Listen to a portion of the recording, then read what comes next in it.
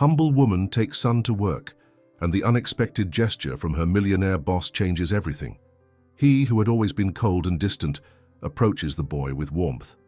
Soon she begins to suspect, why so much interest coming from someone like him? But the truth behind this gesture is deeper than she imagined. If this story interested you, don't forget to subscribe to our channel and tell us which city you're watching from. We continue. I promise this will be the best story you'll hear in your life. Emily woke up to the persistent sound of the alarm clock at 5 in the morning. Her eyes burned with exhaustion, but there was no time for 5 more minutes of sleep. Next to her, on the small twin bed, Ethan slept deeply, his black curls stuck to his sweaty forehead. Emily observed her son for a few seconds, allowing herself this brief moment of contemplation before another workday. The one-room apartment in the Chicago suburbs was small but clean and organized. On the peeling wall, a framed education degree stood out from the simplicity of the environment, a reminder of an interrupted dream. Emily had been a promising student, with plans to open a community daycare in the neighborhood where she grew up. Everything changed when she became pregnant with Ethan. The child's father, Ryan, a law student with whom she had a brief relationship, disappeared upon learning of the pregnancy. Without support from her conservative family, who never accepted her professional choice, Emily dropped out of college in her final year to work as a house cleaner. That morning, Emily faced a problem. Mrs. Wilson, the elderly neighbor who cared for Ethan during the day, had called the night before to say she had a severe flu. With no one to leave her 3-year-old son with and unable to miss work, money was already too tight for rent, Emily made a risky decision. She would take Ethan to the mansion where she worked. After all, her employer, businessman Richard Mitchell, was traveling on business as usual. After a journey of almost 2 hours on 3 crowded buses, Emily arrived at the imposing house in Highland Park. Ethan, always curious, looked in wonder at the immaculate garden and the building that seemed like a castle to his little eyes. "Remember what we talked about, sweetie? You're going to stay quiet playing with your cars while Mommy works, okay?" Emily adjusted the worn backpack with the boy's few toys. "The owner of the house is traveling, but we can't make noise. Promise?" Ethan nodded seriously, clutching to his chest the small worn dinosaur plush toy, a birthday present that Emily had saved for months to buy. The morning went smoothly. Emily cleaned the rooms while Ethan played silently in a corner of the kitchen. The mansion, always impeccably arranged but empty of life, was practically a museum. Businessman Richard Mitchell, widowed for 5 years, was known for his discretion and coldness. Emily had worked there for almost a year and barely saw him. He left early, returned late, dined alone, and locked himself in his office. On weekends, he traveled. His life seemed to revolve around work at the construction company he had inherited from his father. Emily was finishing cleaning the living room when she heard the sound of keys at the front door. Her heart raced. Richard Mitchell wasn't supposed to return from his trip so soon. In panic, she ran to the kitchen, but Ethan was no longer there. "Ethan!" she called in a desperate whisper, looking frantically around. "Emily?" Richard Mitchell's deep voice came from the entrance hall. With her heart in her throat, Emily headed to the entrance of the house. There was her boss, a tall man in his 40s, graying hair at the temples, serious green eyes behind discreet framed glasses. And at his side, sitting on the floor of the hall, was Ethan, engrossed with a small wooden airplane that Emily had never seen before. "Mr. Mitchell, I can explain," Emily began, her voice trembling. She could already anticipate being fired. "My neighbor got sick. I had no one to leave my son with. I swear this has never happened before. He's well behaved." To her surprise, Richard raised his hand in a pacifying gesture. "It's all right, Emily." His voice, normally distant, sounded different, softer. "I found this little man exploring the hallway. He said he was working like his mum." Emily noticed something strange. Richard's usually cold gaze seemed different when observing Ethan. There was a kind of fascination, almost tenderness. "What's his name?" asked Richard, still watching the boy who was now flying the little airplane through the air, making engine sounds with his mouth. "Ethan, sir." "Ethan Parker." Emily approached her son, uncertain. I can pack my things and leave today if you prefer. Richard seemed genuinely surprised. Why would I want that? Well, I brought my son without permission and... Emily interrupted. Richard finally shifting his gaze from the boy to look at her. There's no problem. Actually, the house feels livelier this way. That simple phrase, said with naturalness, made Emily blink in confusion. In a year working in that house, she had never seen her boss smile that way. The flight was cancelled because of bad weather, explained Richard, removing his jacket and loosening his tie, gestures that Emily had never seen him do so casually. I have a few free hours before a video conference. Would you mind if I showed Ethan the garden? There's an old swing out there that might be fun. Emily was speechless. This man, known for his austerity and detachment, was now offering to play with her son. Of course, sir, if he won't be a bother. Believe me, Emily, a bother is the last thing your presence causes in this house. The comment came with a meaningful look that Emily didn't know how to interpret. As she watched from the kitchen window, her boss pushing Ethan on the garden swing, Emily felt a strange uneasiness. There was something in their interaction that intrigued her. Ethan's laughter echoed through the garden, and for the first time, Emily saw Richard Mitchell truly smile, completely transforming his usually serious face. What she didn't know was that on that unexpected morning, something had changed. And this change would be just the beginning of a journey that would forever transform the lives of everyone in that house. Between the cold walls of the mansion, where silence had reigned for so many years, the sound of childish laughter awakened dormant memories and opened wounds that had never healed. At the end of that day, when Emily was preparing to leave with Firefar, Ethan Richard appeared in the kitchen with a hesitant, almost shy expression, something completely out of his usual behavior. Emily, he began, seeming to carefully choose his words, if you need to bring Ethan again, until your neighbor gets better, there's no problem. The house is too big for just one person. The phrase hung in the air, loaded with unspoken meanings. Emily just nodded, not knowing exactly how to react to this unknown version of her boss.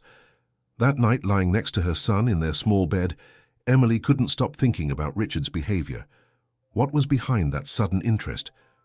Why would such a reserved and distant man show such attentiveness to her son? And why, despite all her reservations, had she felt a pang of something like hope when seeing them together? 2 weeks passed since that unexpected day. Mrs. Wilson, still convalescent, couldn't take care of Ethan, and Emily continued bringing her son to work with Richard's permission. A curious routine had been established. While Emily cleaned the house, Richard and Ethan spent hours in the garden or in the library. The businessman, who used to be immersed in papers and meetings, now reorganized his schedule to be at home when the boy arrived. On a particularly hot afternoon in July, Emily found Richard and Ethan in the kitchen, both with hands dirty with chocolate, trying to make fudge. "Mom, look, Uncle Richard has never made fudge before," Ethan announced, surprised at the discovery. Emily couldn't contain her smile at seeing the elegant businessman with chocolate stains on his impeccable white shirt. "I believe my culinary talent leaves something to be desired," admitted Richard, with an embarrassed smile that Emily still found strange to see on his normally serious face. "Let me help before you two destroy the entire kitchen," offered Emily, taking control of the stove. As she stirred the chocolate in the pan, Richard observed her movements attentively, as if memorizing every detail. Ethan, sitting on the counter, chatted about a dinosaur book that Uncle Richard had shown him in the library. "You're good at this," commented Richard, coming closer to observe better. "Actually, you're good at everything you do here, Emily."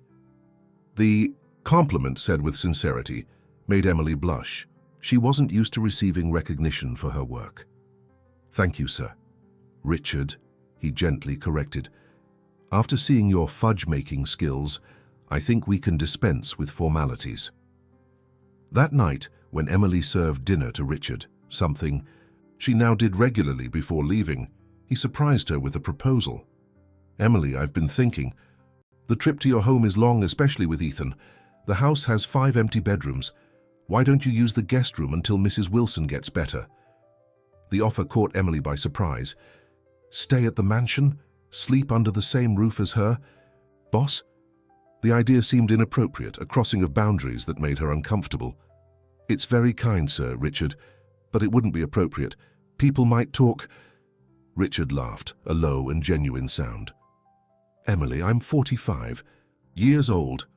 I've spent my life worrying about what others think. Now," he hesitated, looking at Ethan playing on the living room rug. "Now I realize there are more important things." Something in his voice, a rare vulnerability, made Emily reconsider. Besides, the idea of saving 4 hours of daily transportation and the money for bus fare was tempting. "Just until Mrs. Wilson gets better," Emily finally conceded. In the days that followed, Emily discovered a new dimension of that house and its owner.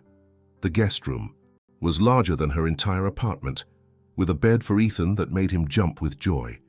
Richard maintained a respectful distance, but gradually the dinners became moments of conversation, where the usual silence of the mansion gave way to shared stories. One night, while Ethan was already asleep, Richard served Emily a glass of wine in his office. She initially hesitated. She had never entered that room, his private sanctuary. "You never told me why you dropped out of college," commented Richard, pointing to the framed degree that now decorated the guest room. "Education, right?" Emily took a sip of wine, feeling the warmth of the drink spread through her body. "I got pregnant in my final year. Ethan's father, well, he had other plans that didn't include a family." She shrugged, trying to seem indifferent to a wound that still hurt. "My parents are very conservative. They didn't take it well. I had to choose between the baby and their support. I chose my son." Richard nodded, his gaze lost in the flames of the fireplace. "A brave choice." "And you?" asked Emily, surprising herself with her boldness. "Sorry, I don't mean to pry, but you never talk about your life." A heavy silence settled. Emily feared she had crossed a line, but then Richard took a deep breath and began to speak.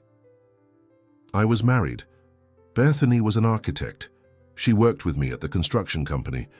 His voice sounded different, as if each word was being torn out with difficulty. "We were expecting a child, a boy." Emily felt a knot form in her throat. "What happened?" Richard fixed his gaze on his drink as if he could find strength there. "A car accident 5 years ago. She was in her 7th month of pregnancy. I should have been driving, but I had an important meeting." He briefly closed his eyes. "The meeting could have waited. They couldn't." The revelation fell like a weight on Emily. Suddenly, many things made sense. The mansion empty of life, the obsessive dedication to work, and especially the interest in Ethan, a boy who would be approximately the age of the son Richard never knew. "I'm sorry," murmured Emily, not knowing what else to say in the face of such pain. "The baby's room, it's been untouched since then. I can't go in there." Richard took a long sip of wine. "Until I met Ethan, I couldn't even look at children without feeling like I was suffocating." The silence that followed was laden with meaning. Emily now understood Richard's behavior. It wasn't just kindness or loneliness, but a deep wound seeking healing. "Is that why you were so kind to us? Because Ethan reminds you of the son you lost?" The question came out more direct than Emily intended, but she needed to know. Richard raised his eyes, his intense gaze meeting hers. "At first, maybe. But now," he paused, choosing his words, "now it's for yourselves. Ethan is amazing, so full of life and curiosity. And you, Emily, you're the strongest person I've ever met." The sincerity of those words warmed Emily's heart in a way she hadn't felt for a long time. They talked for hours that night, sharing stories, interrupted dreams, and timid hopes for the future. In the following week, Emily noticed subtle changes in the mansion. New toys for Ethan appeared mysteriously. The library gained a shelf of children's books. And most surprisingly, Richard began arriving home earlier from work, often bringing desserts for dinner. On a Saturday afternoon, while Ethan was taking a nap, Emily found Richard in the garden, sitting on the swing where he used to push the boy. "Can I join you?" she asked hesitantly. He smiled and gestured for her to sit beside him. "Emily, I've been thinking a lot," began Richard, his voice carrying a seriousness that made her apprehensive. "About your dream of opening a community daycare." Emily blinked, surprised. She had mentioned this only once during one of their evening conversations. What about it? The construction company has a social responsibility program that has been stagnant for years. We're renovating a building downtown that could house such a project. Richard spoke with growing enthusiasm. You have the education, experience with children, and especially you have passion for the subject. It would be perfect. Emily felt her heart race. It was her dream being offered back to her on a silver platter. "Richard, I don't know what to say. It's a lot of generosity." "It's not generosity," he corrected firmly. "It's a professional proposal. You would be the educational coordinator, with a compatible salary and autonomy." The offer was too tempting to be true, a part of Emily filled with hope, but another part, cautious, set off an alert. Why would a man like Richard Mitchell invest so much in her? Was it just kindness? Gratitude for the joy Ethan had brought back to his life? Or was there something more, something she was beginning to feel grow between them with each shared dinner, each conversation at dusk? That night, as she watched Ethan sleep peacefully in the luxurious bed of the guest room, Emily was assailed by doubts. What if Richard was just looking for substitutes for the family he lost? What if she and Ethan were just pieces to fill a void in his life? Her phone vibrated with a message from her friend Lucy. "Be careful, Emily. Rich men sometimes approach vulnerable women for reasons we can't see. Protect your heart and your son." Her friend's words echoed in her mind, planting a seed of doubt that quickly transformed into fear. Especially because, despite all reservations, Emily had to admit to herself she was beginning to fall in love with Richard Mitchell. Days at the Mitchell mansion gained a new routine. Emily now divided her time between household chores and meetings with Richard about the community daycare project. Ethan, increasingly attached to Uncle Richard, eagerly awaited the end of the afternoon, when the three would go out for ice cream at the nearby park or watch children's movies in the mansion's huge private cinema. A month after the social project proposal, Emily received a call from Mrs. Wilson. The elderly lady was completely recovered and could resume caring for Ethan. The news, which should have brought relief, caused a strange sensation in Emily. Returning to the small apartment meant abandoning the comfort and security they had found in the mansion, but mainly it meant breaking the magical bubble that had formed around them. That night, during dinner, Emily told Richard that she and Ethan would be returning home the next day. "I understand," he responded, trying to hide the disappointment in his voice. "But you'll continue working on the daycare project, right?" "Of course, if you still want me to." Emily played with the food on her plate, avoiding looking directly at him. "I just don't want to take advantage of your hospitality." Richard put down his cutlery and looked at Emily with a serious expression. "You're not taking advantage of anything, Emily. In fact," he hesitated, seeming nervous, a rare emotion for him. "In fact, I'd like you to stay permanently." Emily felt her heart skip a beat. "What are you saying, Richard?" "I'm saying this house is too big for one person. That since you arrived, it has started to feel like a home again." Richard took a deep breath as if gathering courage. "I'm saying I feel something for you, Emily, something I haven't felt for a long time, and that, frankly, I never thought I would feel again." The confession left Emily speechless. Part of her wanted to throw herself into his arms and say she felt the same, that she was also falling in love. But the other part, the cautious part, the protective mother, set off all alarms. "Richard, I need to think. All this happened so fast." She rose from the table, confused. "I don't want you to regret it later. Maybe you're just trying to fill a void." Richard's expression hardened slightly. "You think I'm confusing things? That I see in you and Ethan just substitutes for what I lost?" His voice carried a note of hurt. "That's not fair, Emily. What I feel is real. It's not a transference of affection." "How can I be sure?" Emily murmured, more to herself than to him.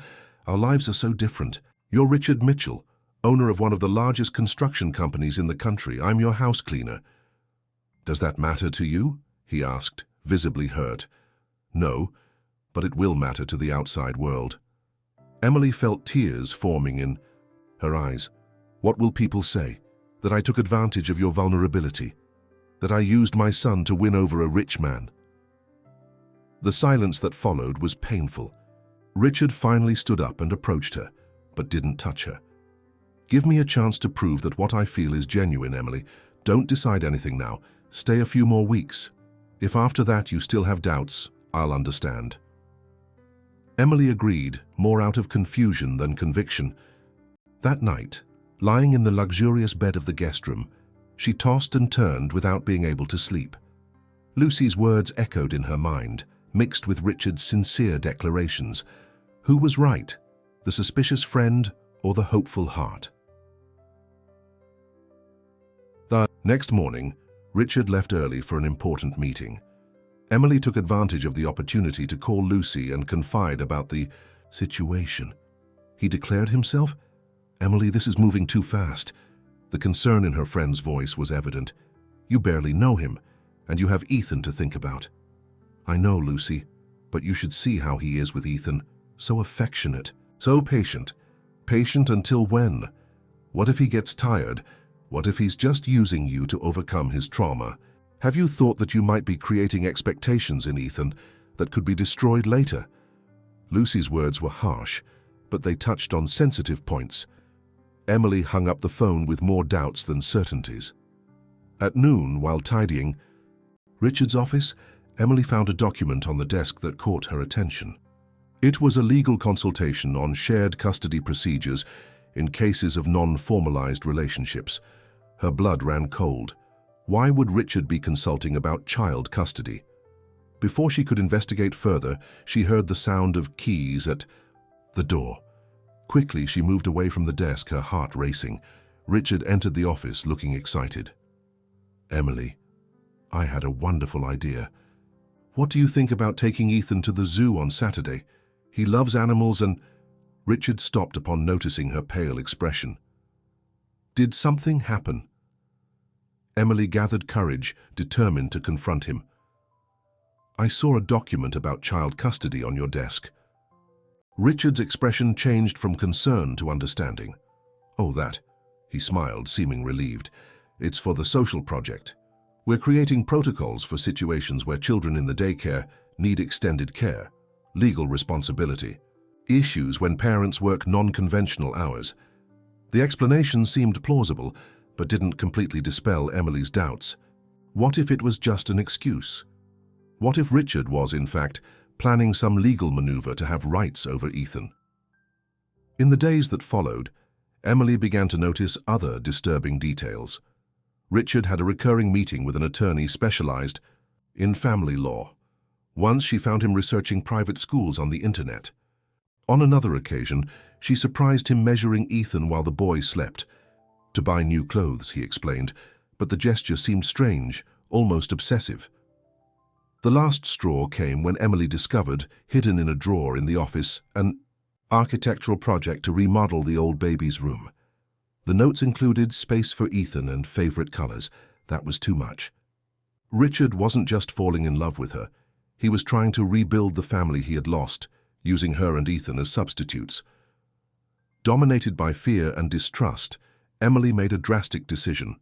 The next morning, while Richard was at work, she packed the few things she had brought to the mansion, picked up Ethan from daycare early, and returned to her small apartment in the suburbs. She left only a brief letter. Richard, thank you for everything you've done for us, but I can't continue. I am not a substitute for Bethany, and Ethan is not the son you lost. We need to follow our own path. Please don't look for us. Emily. The days that followed were painful. Emily returned to the exhausting routine from before, waking at dawn, taking 3 buses, leaving Ethan with Mrs. Wilson, working in different houses each day, returning late, exhausted. The small apartment, which once seemed cozy, now felt suffocating after the space of the mansion. And worst of all, Ethan constantly asked about Uncle Richard, crying at night and asking why they couldn't go back to the big house. Richard tried to contact her several times, calls, messages, even a bouquet of flowers delivered to the apartment door. Emily ignored everything. She even changed her phone number, determined to completely cut ties. The more distance she put between them, the safer it would be, the more protected her heart would be, and especially Ethan's heart. 2 weeks after the escape, Emily was preparing dinner when she heard knocks at the door. Her heart accelerated. She knew, before even opening, who would be there. And she was right. Richard Mitchell, without his usual impeccable suit, wearing jeans and a t-shirt, disheveled hair and deep, dark circles, seemed a shadow of the powerful businessman she had known.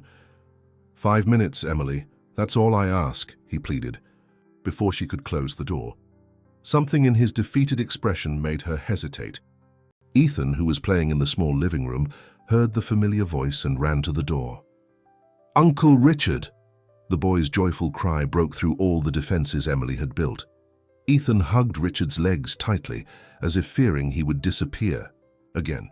"Hey, champ," responded Richard, his voice thick with emotion as he knelt down to hug the boy. "I missed you." Emily observed the scene, divided between the fear that had made her flee and the obvious realization of how much Ethan missed this man who had entered their lives so suddenly. 5 minutes, she finally conceded, opening the door wider. "Ethan, go finish your drawing while I talk to Uncle Richard." The apartment, which was already small, seemed to shrink even more with Richard's imposing presence. He looked around, noticing the education books piled in a corner, Ethan's worn toys, the peeling walls. His gaze didn't carry judgment, just a deep sadness. "Why did you run away, Emily?" he asked directly, as soon as Ethan moved away. "What did I do to frighten you so much?" Emily took a deep breath, gathering courage to expose her fears. "I saw the project to remodel your son's room. For Ethan, I saw the consultations about child custody, the research about schools." Her voice trembled slightly. "You're trying to replace the family you lost, Richard, and I can't allow you to use Ethan that way." Richard's expression went from confusion to understanding and then to deep pain. He ran his hand through his hair, visibly shaken. "You got it all wrong, Emily, so wrong." Richard sat on the small worn couch in the apartment, his tense body showing the discomfort that went far beyond the physical. His eyes, normally confident and direct, now conveyed a vulnerability that Emily had never imagined seeing. "Emily, I never wanted to replace my lost family." His voice was low, almost a whisper. "The room project, that was a way to finally say goodbye to the past, not to recreate it." He took a deep breath before continuing. "That room remained untouched for 5 years, like a mausoleum. Every time I passed by the closed door, I felt like I was suffocating." Richard raised his eyes to meet hers. "It was Ethan who gave me the courage to face this. Not because he replaces my son, but because he taught me that it's possible to feel joy again." Emily remained silent, trying to process his words. "As for the shared custody consultations," continued Richard, "they really are for the social project. We're creating a support program for single mothers in the communities where the construction company operates. The attorney I meet with, Christine, is a specialist in family law and corporate social responsibility." He took a card from his pocket and handed it to Emily. It was Christine Allen's business card, with the inscription "Legal Coordinator New Beginnings Program" just below the name. "And the schools?" questioned Emily, still suspicious. "For the same project." Richard seemed tired, as if each explanation cost him vital energy. "We're establishing partnerships with educational institutions to offer scholarships. I wanted your professional opinion on which schools should be included, but never found the right moment to discuss it." Emily felt a pang of shame. She had interpreted each of his gestures in the worst possible way. "Why didn't you tell me about this before?" "I wanted to surprise you." A sad smile passed over his lips. "Ironic, isn't it? I tried to do something special and ended up driving you away." Ethan returned to the living room at that moment, carrying a colorful drawing. "Look, Uncle Richard, I drew the 3 of us in the garden of the big house." Richard examined the childish drawing with genuine care. 3 stick figures in front of a huge house, all holding hands, enormous smiles on their simplified faces. Emily couldn't help but notice how the drawing perfectly captured the happiness they had felt together. It's perfect, champ. Richard swallowed hard, visibly moved. Then he turned to Emily. My 5 minutes are ending. I just want you to know that I'm not trying to create a replica of the family I lost. I'm trying to create something new, something ours if you want. He stood up, gently placing the drawing on the table. The proposal for the social project still stands, without personal commitments if you prefer. You have too much talent to waste, Emily. As Richard prepared to leave, Ethan ran to him and grabbed his leg. Don't go away again, Uncle Richard. The childish plea, so pure and sincere, pierced Emily's heart like an arrow. Richard knelt down, reaching the boy's eye level. I'll have to go now, Ethan, but I promise I won't disappear from your life. He looked at Emily, seeking confirmation. If your mum allows it. Emily felt divided. All of Richard's explanations seemed plausible, sincere, but something still held her back, the fear of completely surrendering to such an intense, unexpected feeling. You can visit Ethan, she finally conceded. On Sundays. A visible relief crossed Richard's face. It wasn't everything he wanted, but it was a start. In the weeks that followed, a new arrangement was established. Richard came every Sunday, took Ethan on outings, and gradually regained Emily's trust. She agreed to resume work on the social project, but maintained emotional distance, focusing only on the professional aspect. The New Beginnings program quickly took shape. An old, deactivated school was renovated and transformed into a community center that offered free daycare, professional courses for single mothers, and legal assistance. Emily took on the educational coordination, finally using her education and fulfilling her dream of working with early childhood education. On the afternoon of the center's inauguration, while Emily organized the final details for the opening ceremony, Mrs. Wilson appeared to visit her. The elderly lady, who had accompanied Emily's entire journey since her pregnancy, observed the new environment with admiration. Look at you, girl, commented the lady, adjusting her glasses. From house cleaner to educational coordinator. I always knew you had potential. Emily smiled, genuinely happy with her professional achievement. And that handsome businessman? Teased Mrs. Wilson with a knowing smile. The way he looks at you reminds me of my late husband's gaze. We're just colleagues now, Mrs. Wilson, replied Emily, feeling her cheeks flush. The elderly woman shook her head, incredulous. Some people carry the pain of the past the same way you carry your son. With love, even if it hurts, philosophized the lady. You two are like that. You're afraid of getting hurt again, so you carry your hearts too carefully. The lady's words echoed in Emily's mind throughout the opening ceremony. Observing Richard giving a speech about the project, she allowed herself to really look at him, without the lenses of fear and mistrust. What she saw was a transformed man, the eyes once sad now shining with renewed purpose, the once tense shoulders now relaxed. After the ceremony, as the guests dispersed, Richard approached her. We did it, Emily. Your dream became reality. Her dream, she corrected, surprising herself with the comment. The smile he gave her in response warmed something inside her that had remained cold for too long. That night, Emily made a decision. She had allowed fear to govern her choices for too long. First, the fear of her conservative parents' judgment had prevented her from seeking help during pregnancy.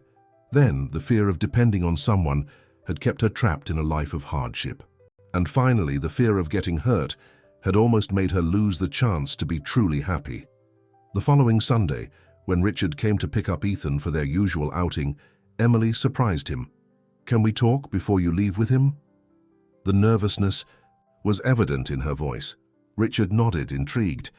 Ethan went to play in the bedroom while the adults talked in the small kitchen.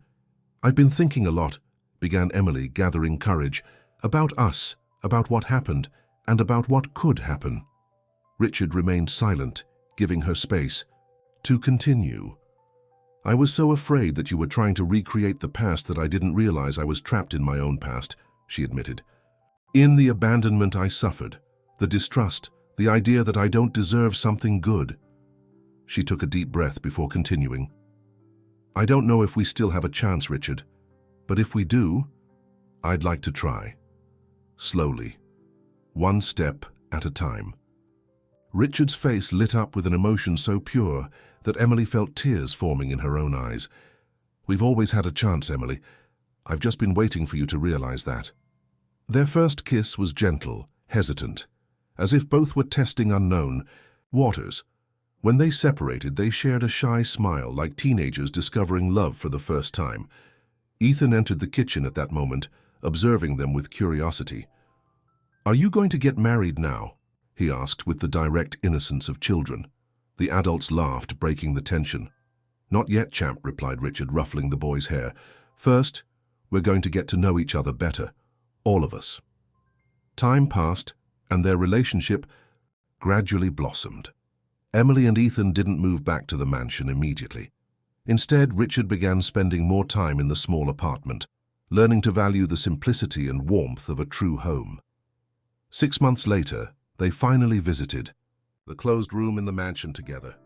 Richard trembled slightly when he turned the doorknob, but Emily firmly held his hand. The room, decorated in pastel tones with a never-used crib, seemed frozen in time. "He would have been named Edward," Richard told her, his voice thick with emotion. "After her grandfather." Emily embraced him in silence, allowing him to cry for the first time since the accident. That day, they didn't dismantle the room. They just opened the windows, letting fresh air in, symbolizing the beginning of a healing process that would still take time. It was Ethan, weeks later, who suggested transforming the room into a children's library. "That way Edward can lend his books to other children," explained the boy, with a wisdom that surprised the adults. The idea deeply touched Richard. Together, the three began to transform the space. They kept some original items as mementos, but added colorful shelves, comfortable cushions, and a growing collection of children's books. A year after that first Sunday of reconciliation, Richard proposed to Emily. It wasn't a grandiose proposal in a luxurious restaurant, as might be expected from a wealthy businessman. It was in the small kitchen of the apartment, while the three were making fudge together, a tradition they had established. The wedding was a simple celebration in the mansion's garden, with few guests. Mrs. Wilson, proud as a grandmother, cried throughout the ceremony. Lucy, who had initially been suspicious of Richard's intentions, became a fervent defender of the couple after getting to know him better. That night, while Ethan slept in the room that was now officially his, Emily and Richard sat on the veranda watching the stars. "Do you think Bethany would approve?" Emily asked softly. It was the first time she had mentioned Richard's deceased wife in this way. Richard thought for a moment before answering. "She always said that life is for the living." His voice was serene, without the sharp pain that previously accompanied these memories. "I think she would be happy to know that I found the courage to live again." Emily rested her head on his shoulder, feeling a peace she had never imagined possible. "You know what impresses me most about us?" commented Richard, embracing her closer. "How two such wounded hearts manage to learn to trust again." "Maybe that's what love really means," reflected Emily. "It's not finding someone perfect, but someone who understands your scars and still chooses to stay."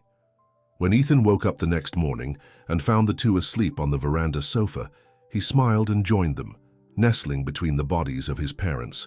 Emily opened her eyes, feeling the warmth of her son and husband, and knew that they were finally complete. The community center thrived, expanding to other regions of the city.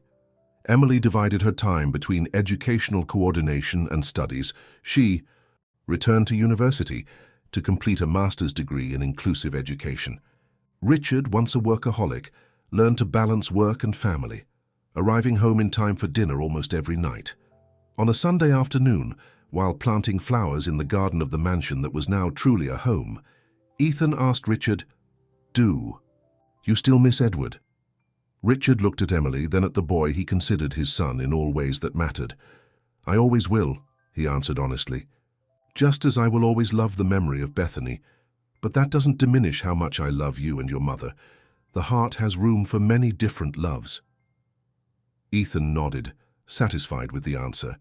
Then he extended a pot of violets to Richard. "These can be for him then, so he knows he wasn't forgotten."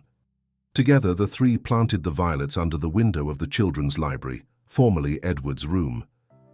It wasn't a gesture of mourning, but of celebration, of lives that intersected, of pain transformed into growth, of new beginnings built on the foundations of the past.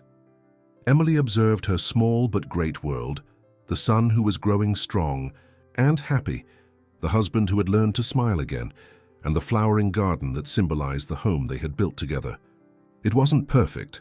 They still had difficult days. They still faced occasional prejudice. They still processed past traumas. But it was real. It was theirs. And it was more than either of them had ever dreamed of finding. Life had taught them that true love doesn't appear out of nowhere like in fairy tales. It is built patiently, brick by brick, through daily choices, shared vulnerabilities, faced fears, and especially the courage to believe that, even after the most devastating storms, it is possible to bloom again. The end. Dear listeners, we hope that Emily and Richard's story has deeply touched your hearts. To continue this journey of emotions, we've prepared a special playlist with equally moving stories. Find it here, clicking on the left. If this narrative of new beginnings and second chances moved you, don't forget to subscribe to our channel and give this video a like. Daily we bring unique stories that explore the complexity of life and love. Don't miss our upcoming content.